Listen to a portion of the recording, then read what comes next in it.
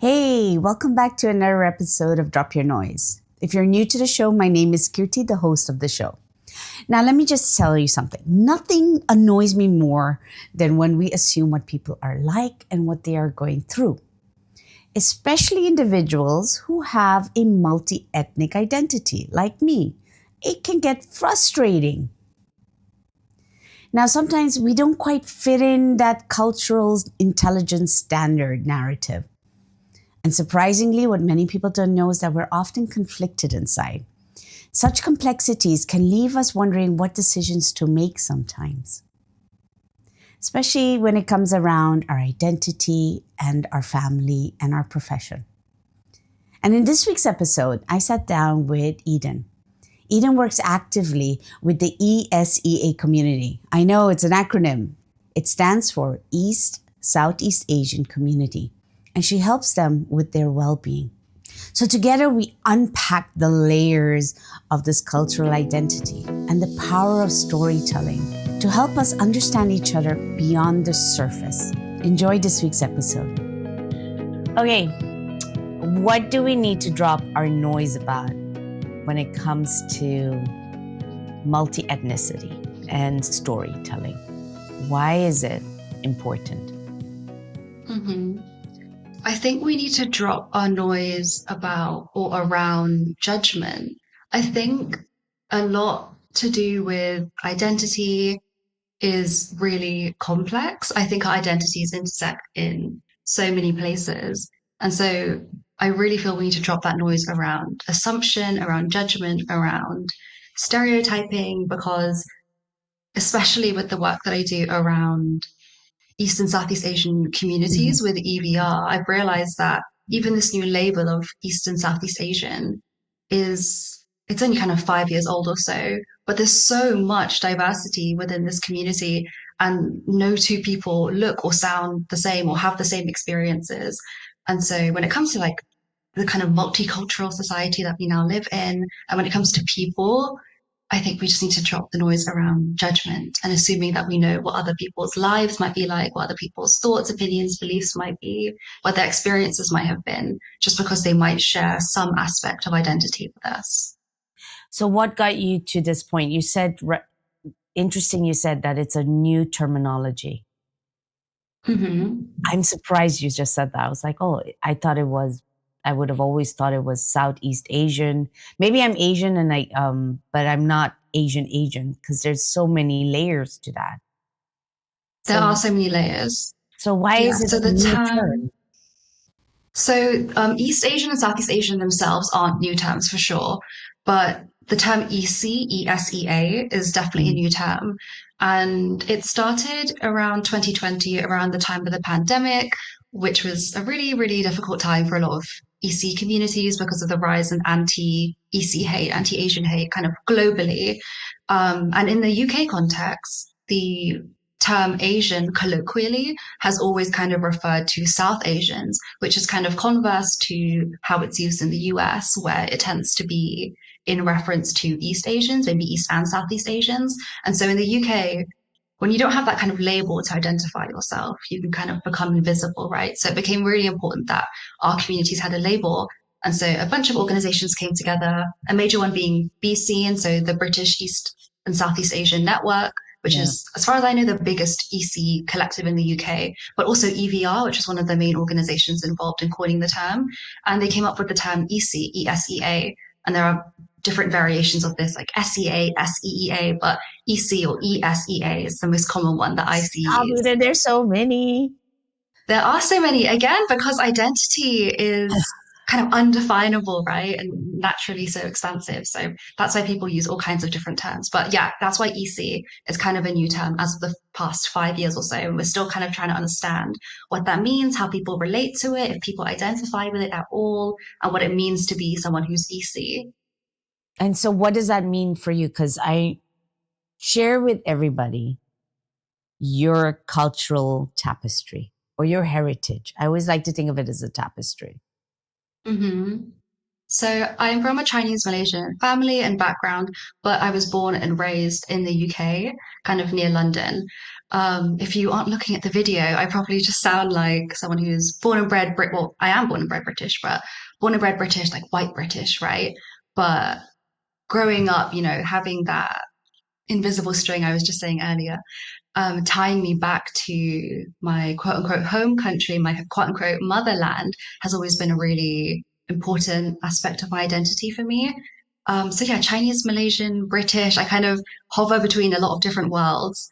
And that it's kind of sent me on my own journey of growth and understanding over the past 22 years, 23 years that I've been here now. And with that, also, there's another layer because I always find in the West, people don't realize this, how deep this goes, but there's also generational importance in our Asian roots. I think from stemming from Middle East on going more towards the East, our roots are very tied with generations, our elders, and how much influence they play on our lives. And then growing up with the West, you have both the individualistic world and you have this um, Asian Asian tapestry as well. So how did you navigate that growing up?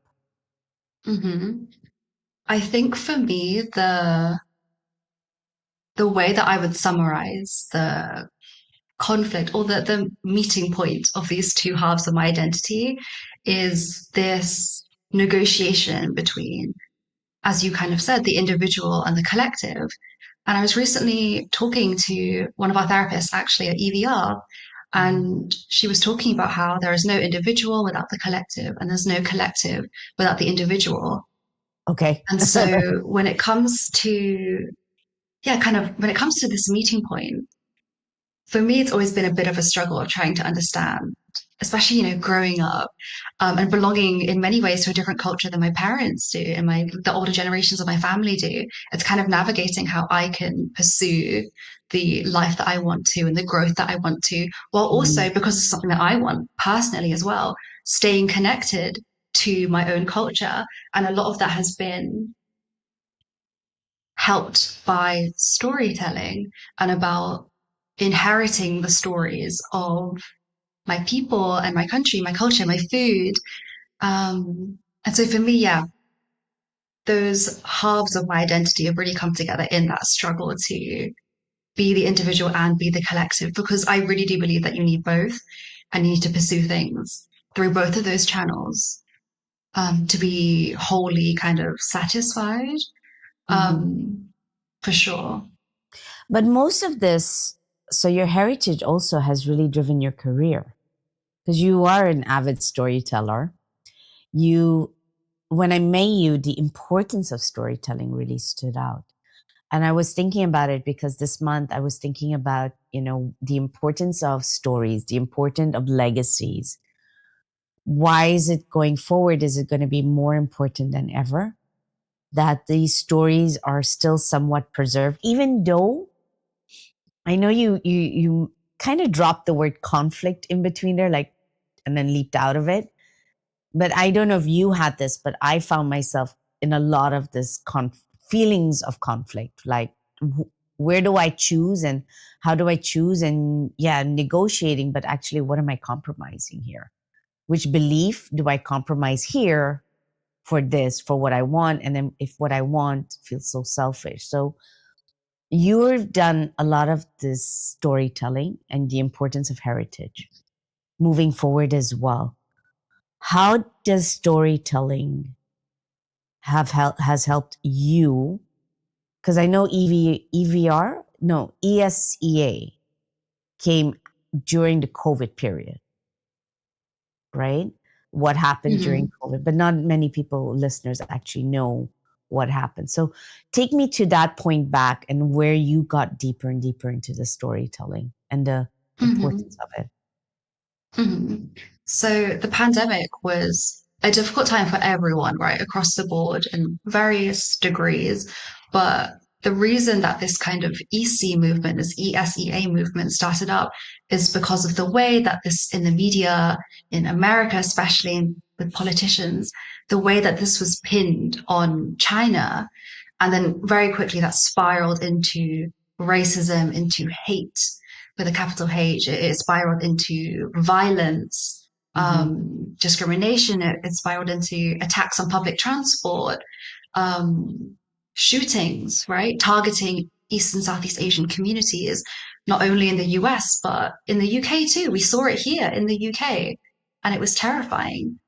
And so that's why this specific movement for East and Southeast Asian rights and recognition came about, because I found that even though there are lots of ways in which we've come leaps and bounds when it comes to anti-racist discourse and movements, there's still a lot of ways in which, especially kind of 5 years ago now, the Asian communities have always been ignored. They're always the butt of the joke. They're always, oh, the racism against them isn't really real. It's mostly just microaggressions. No one's dying over that. People are dying, but no one's dying over that.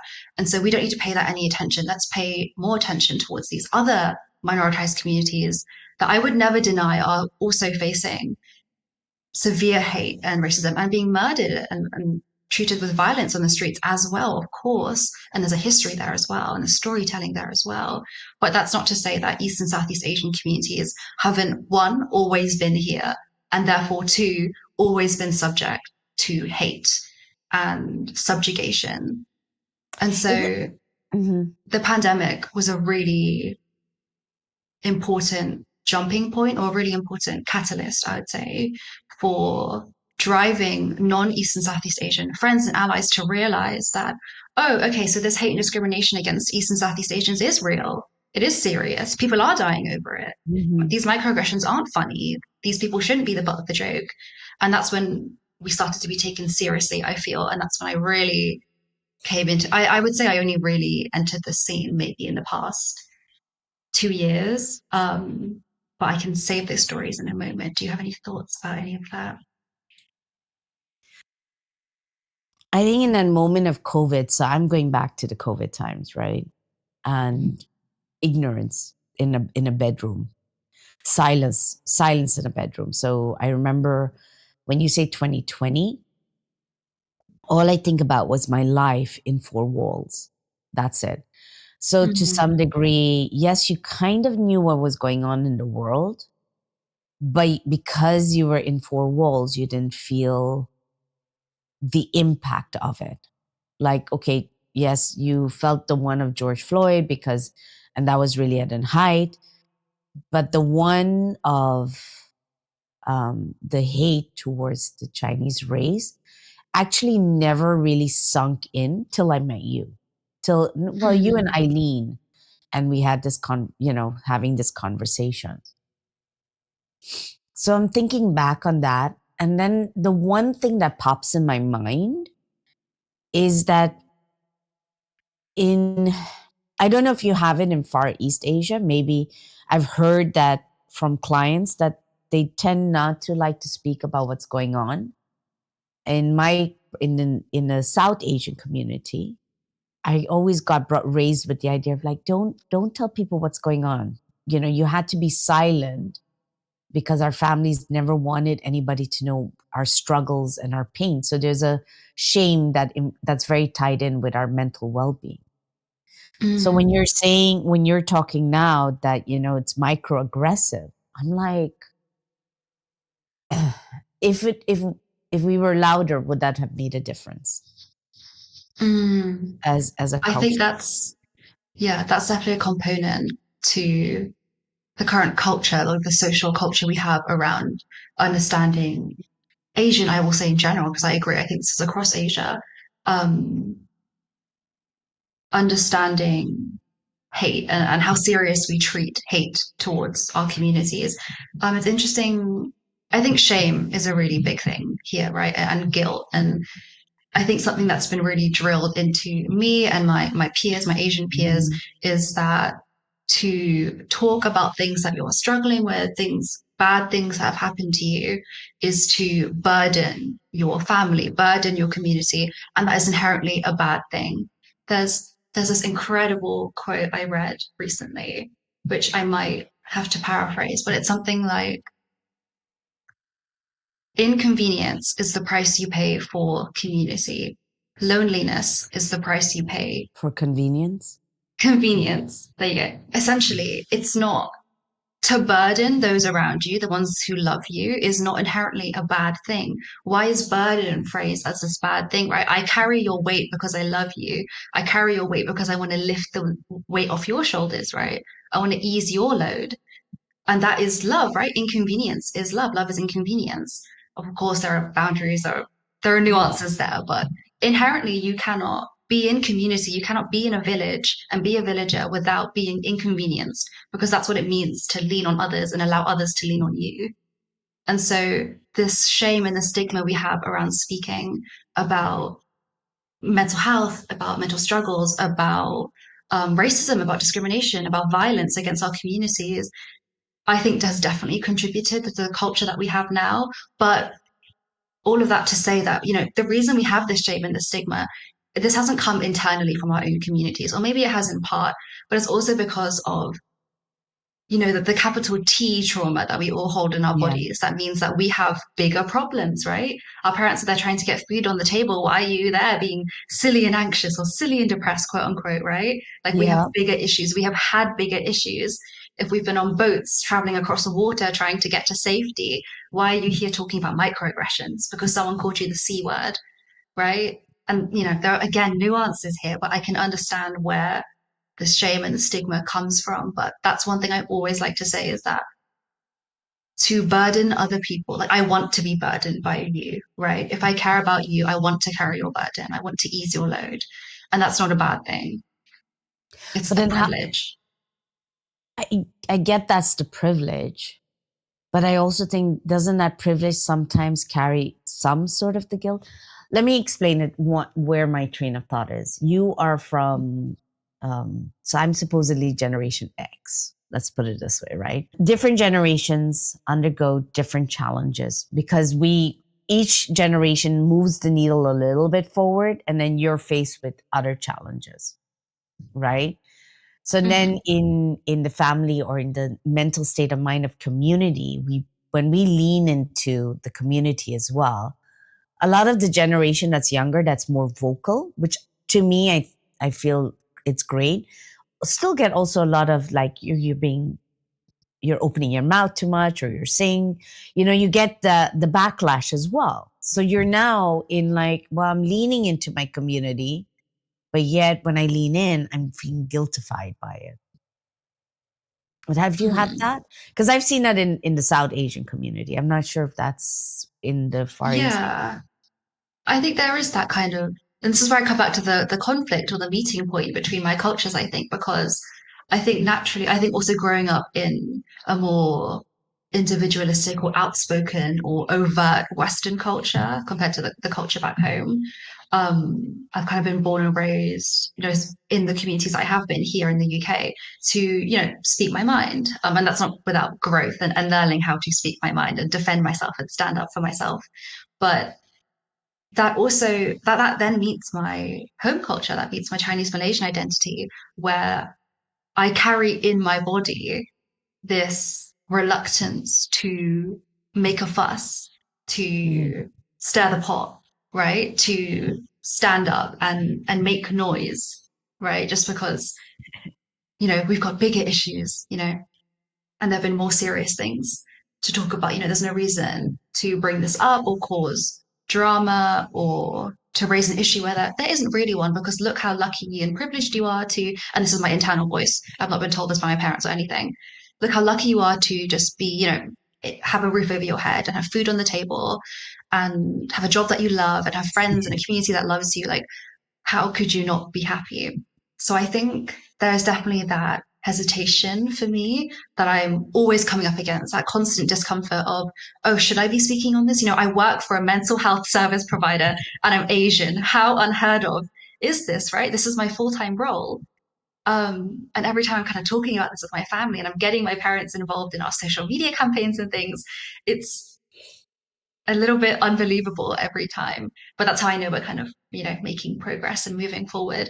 But that's not to say that I don't, yes, regularly feel that discomfort of, ooh, this feels like uncharted territory because my people don't talk about this, my people don't do this, and yet here I am doing it.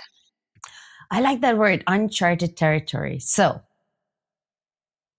before we started recording, you said, Kirti, drop your noise. And then you really took me by surprise and you go, but also we have to embrace the noise. And I went, I didn't think of it that way. So uncharted territory, that's the moment you're kind of embracing the noise, I would say, right? What does Hmm. that mean for you? Like you get your parents on board into these campaigns and then you're going through the processing inside. Hmm. So how do you go through that? And what do you get out of and how do you well the thing is what is the key realizations you get out of it, from these moments? Hmm. I think there's so many ways to interpret, and this is why I think it's such a great name for your podcast. But there are so many ways to interpret drop your noise, right? But I think at this moment in time, what I'm taking from that is that noise means all the voices, right? All the internal voices, all the external voices, all the expectations, all the internal expectations to everything I want to live up to, everything everyone else wants me to live up to. Oh, That's the noise for me. And okay. so it's a lot of noise. It's constantly happening. And so sometimes it's necessary to drop the noise. If I want to get anything done, if I want to stay sane, I have to drop the noise and just follow, my heart. But at the same time, there are other times where I really want to embrace the noise, right? I want to hear the outside opinions. I want to listen to what I intuitively want all at the same time. And so as I'm kind of in this uncharted territory, I feel simultaneously or maybe more so, I am embracing the noise rather than dropping it because How do I'm you headed in embrace a it? direction. I'm headed in a direction where no one that I know has headed before. And so if I'm not embracing the noise and welcoming the change and hearing the outside opinions and taking all of it on at once, I don't feel that I can continue to make that progress. I think for me, dropping the noise means staying in my comfort zone. And more every day, I'm realizing that's not what I need to be doing. It's nice to be comfortable, but you don't grow in comfort, right? So Never. more and more, I feel I'm actually embracing the noise. And I find it interesting because for me, I see a difference on this one, which is super interesting. Hmm. So I feel sometimes I get too much of the noise that after a while I need to drop all of it and then go through it. Actually, I think my next podcast should be called Edit the Noise, really. Because Yeah. um I find it interesting. You say you take all of the advice, but don't you get overwhelmed? Don't you at some point ever get confused? Yes, I think so. And maybe that's why it has to be a bouncing back and forth, right, between dropping the noise and embracing the noise. But I think it's valuable, right, to have all of those outside opinions and to be in tune with what's going on around you, what others are thinking, what others are doing.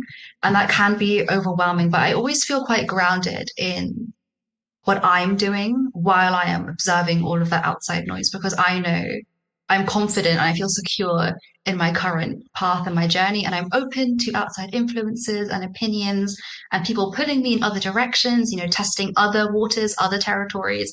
But I feel so secure and confident in myself, who I am, my values, what I'm doing right now. I believe in it so much Hmm. that I don't feel I can be derailed by the outside noise. And so I'm always happy to embrace it.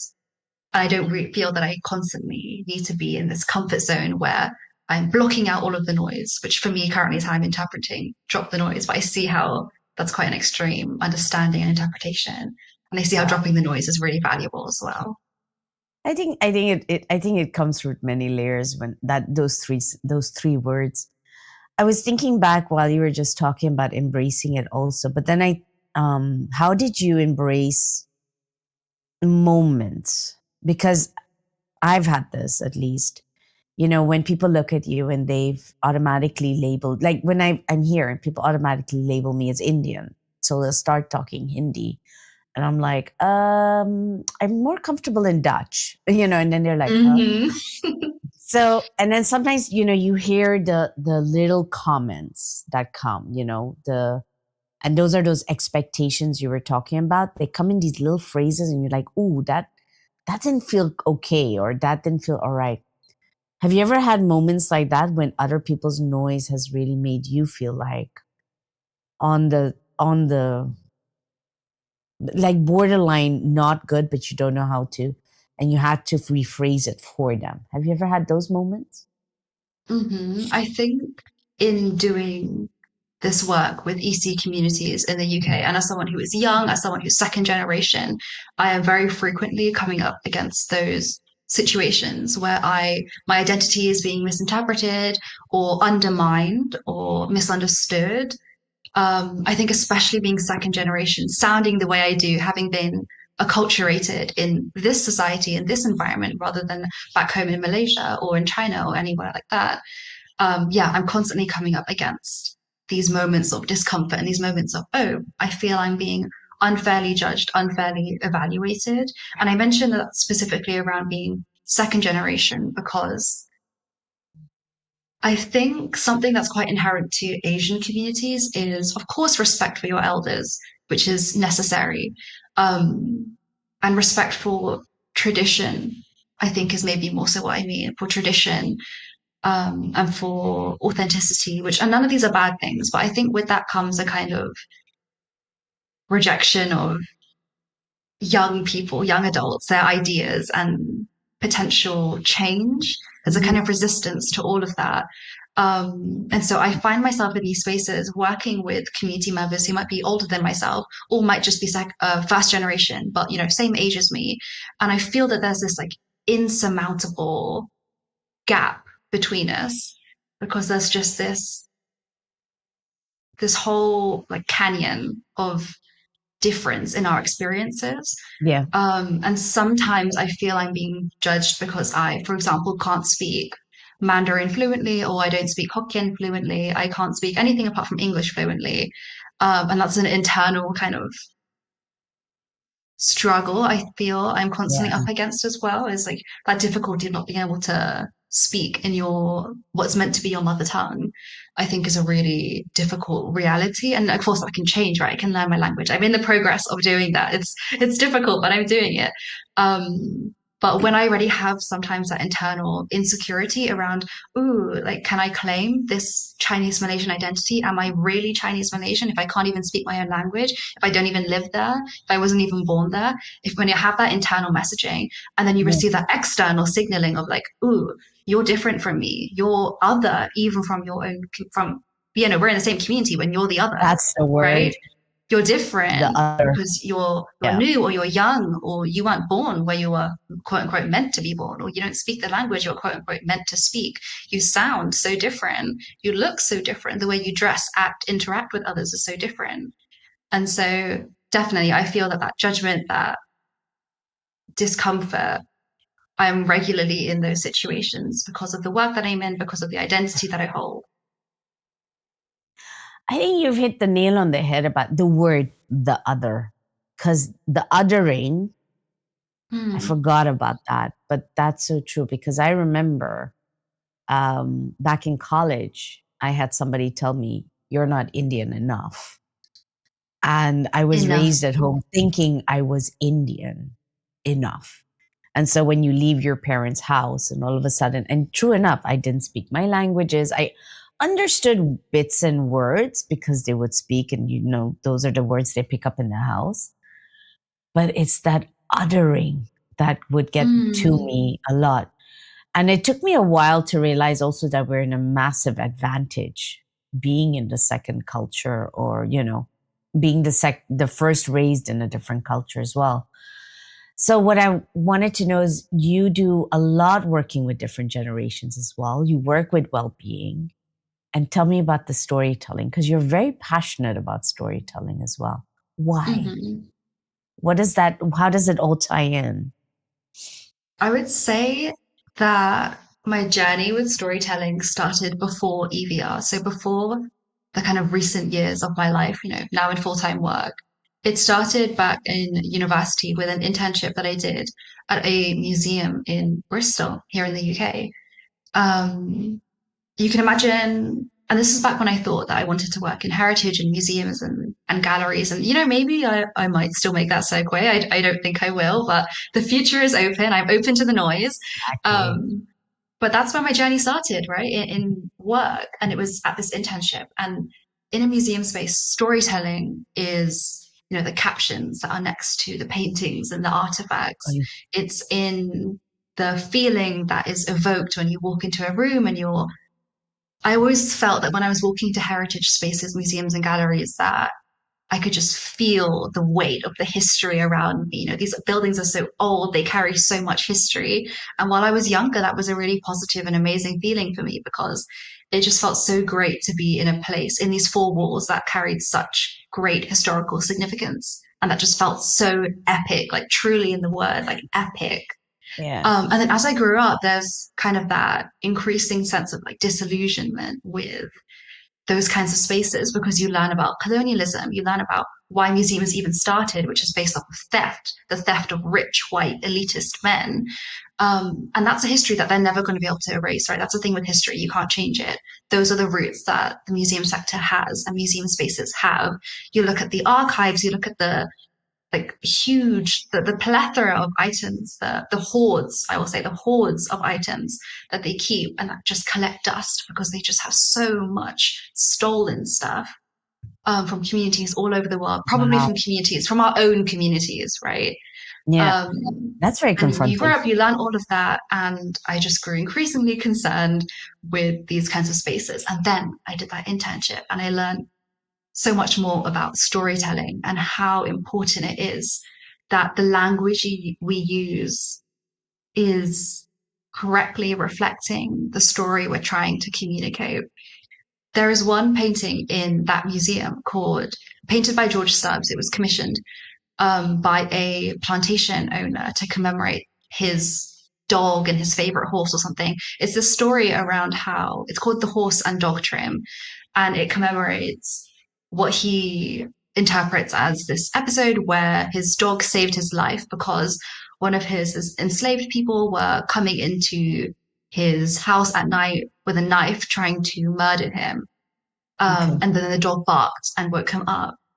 And the story that you attach to that painting, the caption you choose, the story you choose to tell matters so much because that could be a real educational caption, right? We could be saying, oh, here is the story. This is why it was commissioned. Here is why that is inherently problematic. Here is why an enslaved person might want to kill their quote unquote master. Here are the conditions that allowed a horrific thing like slavery to exist all over the world. Here is how it was abolished. Here's where we are now. Here is how this legacy still exists to this day. That is the story that should have been told next to that painting, and it wasn't.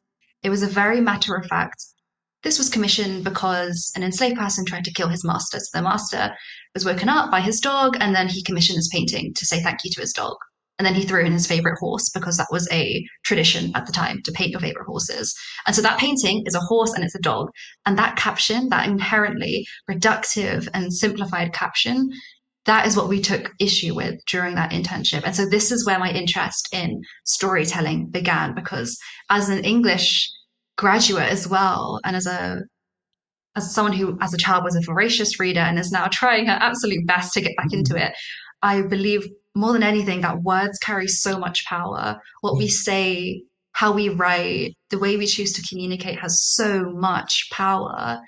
And the stories we choose to tell with the language that we choose has so much power. Um, because that's all we have, right? As we're moving forward, as we are exponentially moving into this age of technology, social media, AI, as we're moving further and further away and faster away from everything that we've known before, our history, even where we are now, it matters so much that we are preserving our history, understanding our legacies, and archiving, right? Like remembering, preserving where we are now, who we were, and these stories from our past, our collective past and our individual past.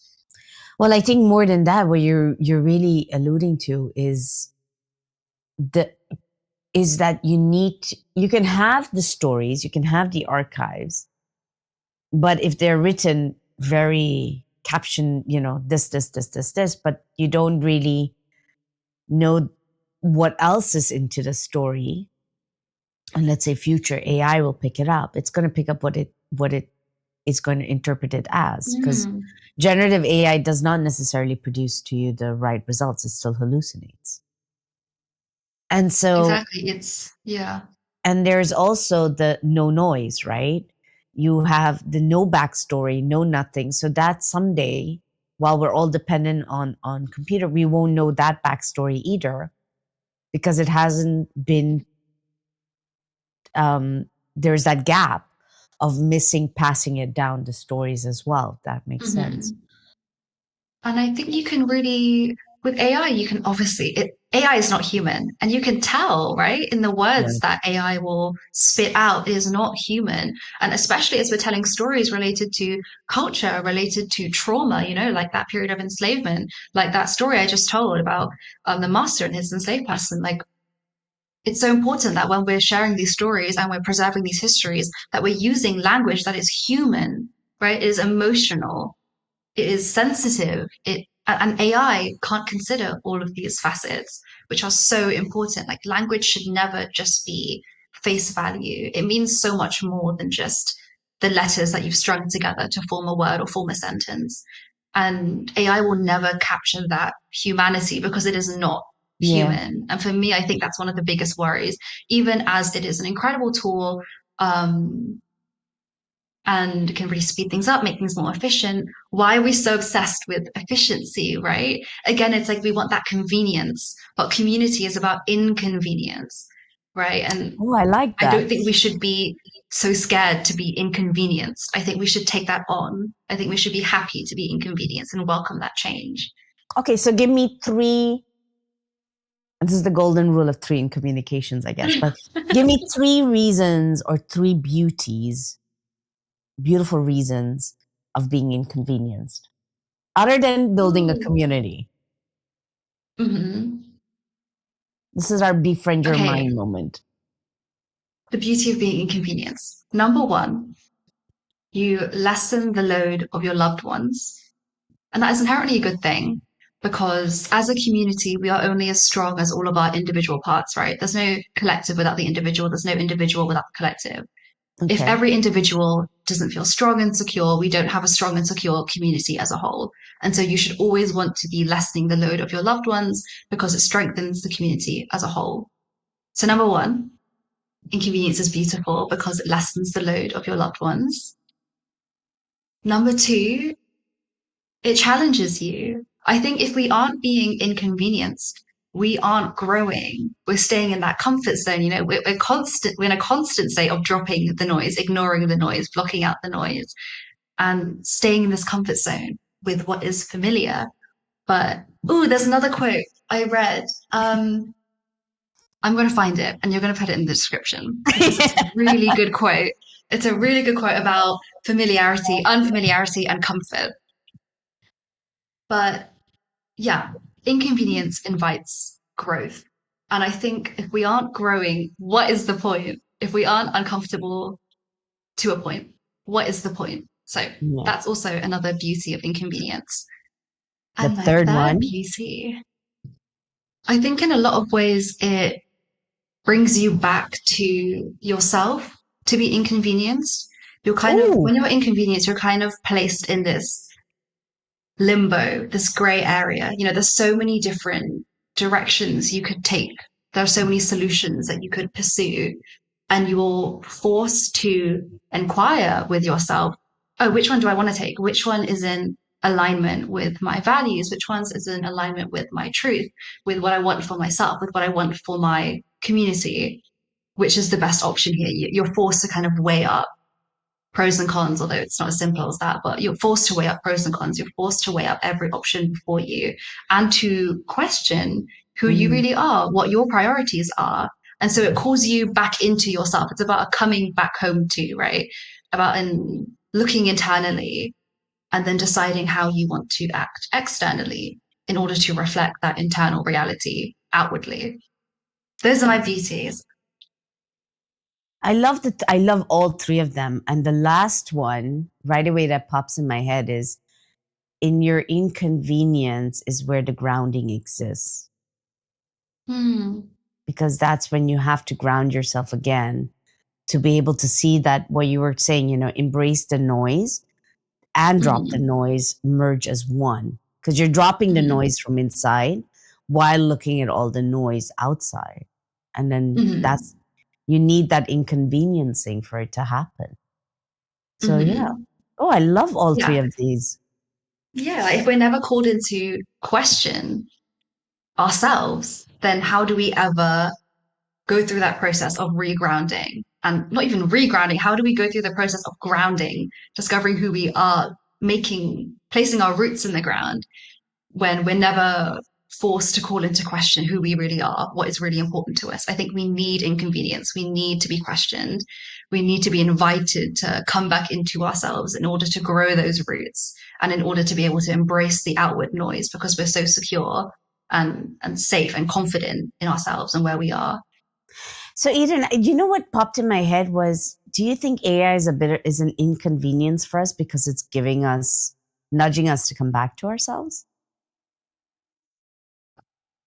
I don't think AI encourages us to come back to ourselves. I think it encourages us to take shortcuts, Mm-hmm. to, in a way, think less, Mm-hmm. to put less effort into the things that we do. And I've always been someone, this is going to seem like unrelated, but growing up,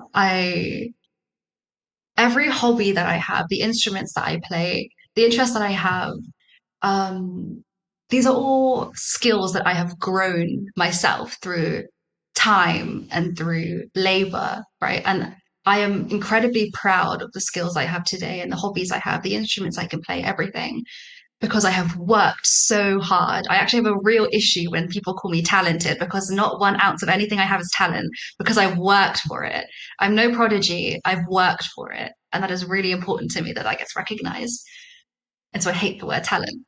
But and so that's why with AI, it concerns me that it's encouraging us to take shortcuts. I see how, of course, we need efficiency in certain situations, but even, the word efficiency really bothers me because there's something inherently non-human about it to me. I don't Mm. think we were made to constantly be seeking progress and advancement and the next big thing and do it faster, do it better, do it quicker. Like it's not about that end destination, the end goal, getting to the solution faster. It's always been about the journey. And AI completely removes that journey, removes that sense of pride in the journey. It feels so much, you kind of do that math problem when you're like in your teens and you finally get to the right answer. The reason that feels good isn't because you got the right answer, it's because of all the working out you did to get there and all the wrong twists Yeah. and turns you took. And AI completely removes that, that it cuts out that middleman. It prioritizes efficiency and it just gets you that answer. But in doing that, we're losing all the skills of understanding how to take that journey, how to take the wrong twists and turns, evaluate the situation we end up in, and decide, oh, so this isn't where I'm meant to be. How can I turn around the situation so I'm headed back in the right direction? I just think it completely removes that critical thinking Mhm. and completely removes our capacity, or it's minimizing our capacity to deal with discomfort I and to think deal with resilience as the well. unknown. Yeah. Yeah, it's making us Less less resilient. resilient, Yeah. more opposed to challenge, more opposed to inconvenience. So I don't think that even though AI is about, Well, um, what I was thinking about it as an inconvenience is that mm, because I agree 100%. I wish I could argue with you what you're saying, but you're in line with my thinking on this. But the reason I think AI is an inconvenience is because it's making so many people look deeper inside. The people I've met have to look deeper inside themselves because AI can make you doubt yourself if you use it mm, because it can get that dependent.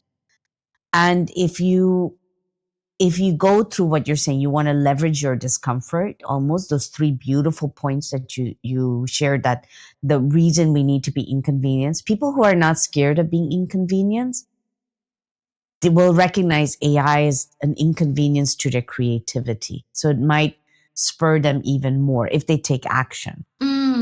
yes. Um, but when you were just sharing, also, I can see the other side of it, which is people will just get into that whole efficiency mindset and not go down Yeah. seeing it as a inconvenience, but see it as a convenience. And I'm Hmm. like, ah, yeah. Oh, one question I wanted to ask you, like, if a lot of the generations that are coming, your generation is more AI, um, prone, or are they moving more towards human storytelling? Telling, like sitting around the campfire. Such an interesting question. I think it's a mixed bag. I think as much as we try to embrace all of the noise, we inherently end up in kind of echo chambers because Yeah. we tend to be around like-minded people. So I'd say that most of the people that I'm around and I surround myself with, they'll use AI. I use AI sometimes, of course, like for work-related things. It really does just speed things up sometimes. But I always lead with that caution, and the people that I'm around always lead with that caution. But you see, especially on TikTok, I think TikTok and the conversation around AI is super interesting. The way that people are going to AI for mental health support, and often the first thing people will think when a problem is presented to them is, "Oh, let me ask ChatGPT. Let me not even start to think how I could answer that question myself." People are asking ChatGPT, "What should I have for dinner?" or "What should I do tomorrow?" or "The weather's nice." Like people are asking the most basic questions that you could absolutely just ask yourself and then come up with an answer yourself, like internally. So I see people that are my age, maybe even more people that are on my kind of side of things, who are just throwing themselves headfirst into AI, not thinking about the negative impact it's having on us as humans, on our critical thinking, on the environment, which is a whole conversation as well, the way that it's impacting the environment. And you remind me of this, and now we're sitting into quotes today, but Elon Musk, there was a quote about Elon Musk and Keanu Reeves. And Elon Musk is all about, AI and it's so great and this and that and the other. And Keanu Reeves just was like, yeah, but but what is it like? Will an AI ever feel human, basically? And it's Hmm. true. For me, every artwork, when it's done, it's come out of that place of humanity and soulfulness. And I'm like, AI will not have that. As long as there's no beating heart in Yeah. there, I don't see it. But I think the terrifying thing is that because AI is convenient, people are now turning to AI for mental health support. And that's something Yes. I'm thinking about more and more because of the work that I do in well-being and community well-being with Yeah. EC communities now with Yeah. EDR. But it's terrifying, right? People are going out of their way to avoid talking with their real, their human community because, oh, it's just easier, it's more convenient to hop onto ChatGPT and ask what to do when I'm feeling depressed, or just not even that. People aren't asking questions. They're ranting about their relationship situations, their breakups, their struggles right now, and then just having ChatGPT affirm them. So sometimes it's not even about solutions, it's about craving that human connection, but being too afraid to reach out to real humans for that. And so defaulting to typing in your phone because here we are in this age of social media and technology. And it's But terrifying.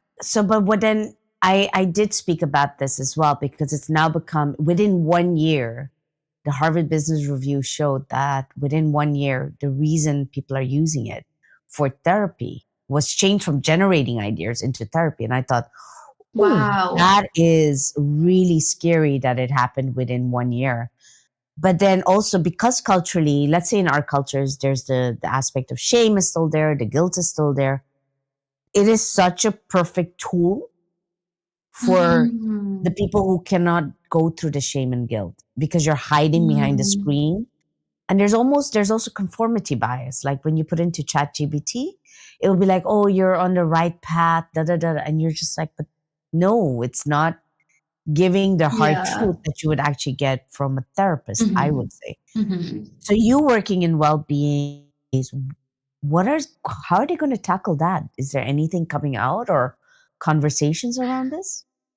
I think it's still relatively new, so we're kind of just gonna have to see. But I think one thing that I've kind of learned through my work with EVR is that this is why we need culturally competent, qualified mental health services, right? This is why we work with East and Southeast Asian therapists to provide completely free therapies to community members Oh because we wow, don't okay. want people to be defaulting to AI and robots and machines, right? We want them to have that human connection. But you're right. It's really difficult because of the shame, the guilt, the culture of shame that exists when it comes to talking about struggle and quote unquote failure in our communities. And so that's why we are working, and they're hard to find, they're really hard to find, but that's why we're working with East and Southeast Asian qualified therapists to provide these services to other East and Southeast Asian community members. Because if you can walk into a room or hop onto a Zoom call and see a therapist that looks like you, and maybe the service isn't even called therapy, it's just called support, or it's called, a gathering, that eliminates those barriers. You're Yeah. suddenly not really thinking about guilt and shame because you're talking to someone who, quote unquote, looks like you, but doesn't carry those stigmas. And two, we're using language that is accessible to you, right? There's a reason that we switched our group therapy over to being called group support, because therapy is a terrifying word for a lot of I thank communities. you. Yes. Yeah, it's terrifying. We don't want to talk about therapists. No. We don't want to talk about needing therapy, needing help. And so, oh, you're not in therapy though. You're with a therapist, but you're just in a group support. You're just in a room doing some activities, talking with a group of people about how your week's been, maybe. Like therapy looks a lot of different ways, and we don't have to call it therapy for it to be therapy. But yeah, I think it is, I understand why people turn to AI to rant about mental health related issues, but we don't want that, which is why culturally competent services are really important. Gender specific, language specific, culture specific services are so important. And it's so important that they're free as well, right? Because it's another major barrier. If Yeah. our people are already so resistant to going to therapy or going to a support group, they're definitely not going to go if you have to pay money for it, right? So it's about eliminating those barriers so that people aren't resorting to But the that's convenience of AI. but that's challenging, but yet looking for the holistic approach. But talking about how scary it is, I was scrolling on Instagram and I came across a conversation where AI is now coming into schools. And an 8-year-old girl went researching about something that could have been done in a therapy session or a conversation with her and her parents. And it ended up that ChatGPT said that she's incomplete. Yeah. And while Incomplete. everybody's incomplete.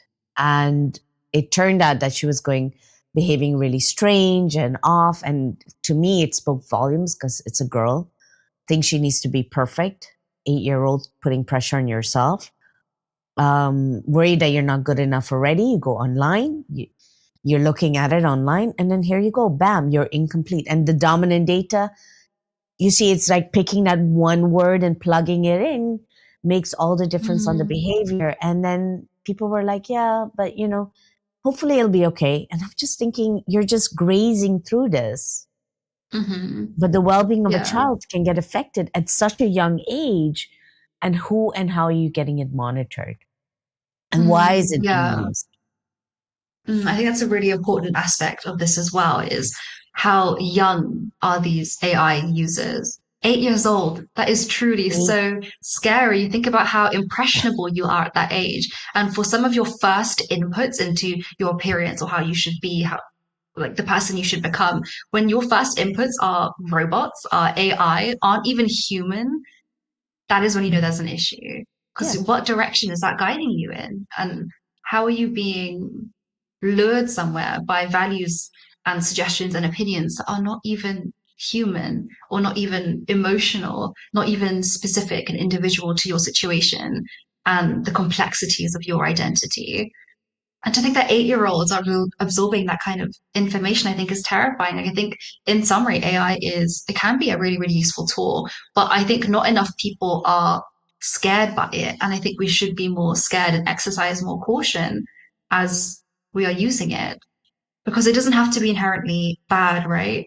There's nothing Yeah. inherently bad with wanting to make certain processes faster, but it's when it's taking over, it's when we're getting caught up in the wave of enthusiasm, right, that it becomes an issue, and when we're not exercising caution and critical thinking. So that's why I have worries. But of course, there's many ways in which it's completely changed and revolutionized a lot of processes, and that can't be discredited, even as we have all of these concerns. It's the same with anything. People have these concerns about the rise of social media and all kinds of technology. And so it's just exercise awareness, exercise caution with all of these things, of course, and center humanity is what I would always say when it comes to AI and issues of AI. Okay, so we're now reaching towards the end of the podcast, and I wanted to ask you. We've covered storytelling in so many different ways, how its importance, how much our culture plays such a big role, and our words, right? To me, it's about getting to know your. It's about almost having that high sense of awareness with what you say and how you say it. What is that one thing, that one strand of yours that has been guiding you all the way? If you had to leave me with something today, if you said, okay, this is the last sentence of the book, this is the last thing I want you to know, what would that be? I think it would be something that I picked up very recently in a conversation with one of EVR's therapists, Anne. Anne, if you're listening, love you to bits. And she said, being over doing. I could get that tattooed, right? Being greater than sign doing. I think, especially today, being someone who's younger, being someone who's always been incredibly hardworking and not talented at all, I've always been pushing ahead, right? Checking things off the to-do list that is growing longer and longer by the day. And I get very caught up in productivity and efficiency, right? In many ways, especially when I was growing up and before I became more wary of the concept. And more now, even while I'm still being and acting in ways that could be considered productive, right? I'm getting plenty done each day. All of this is in alignment with my being. And being comes first, just existing in the body that I exist in, being at the intersection of the identities that I intersect at, and understanding me, my values, what grounds me. That is what guides me through all the doing that I do. So it's being before doing, being overdoing. Okay, well, we're going to leave it with that. Thank you, Eden. Thank you. Okay, so do you realize that assumption is no longer just a human thing? AI does it too. You see, generative AI bases its output solely on the data we give it, often missing those really nuanced little experiences. And so sitting with Eden, that was a realization for me. But also what I liked is that she spoke about the power of being inconvenienced, of stepping into discomfort or our differences. And it doesn't necessarily have to be a negative thing. It only can work into our favor if we open up to each other's stories. So stories are really a powerful tool. It shares who we are, it shares what we stand for, how to understand us better, and helps us go deeper beyond the surface. And that's what breaks assumptions. And from what I gathered, living in assumptions can make the world a very lonely place. And stories can be the change maker. And for that to happen, we have to go into being, grounding ourselves and being within ourselves, and recognize our stories can be used for the greater good. And that's how we go from being over doing. I really hope you enjoyed this week's episode. And do let me know, what was your big takeaway? Have a good one. Till the next one. Take care.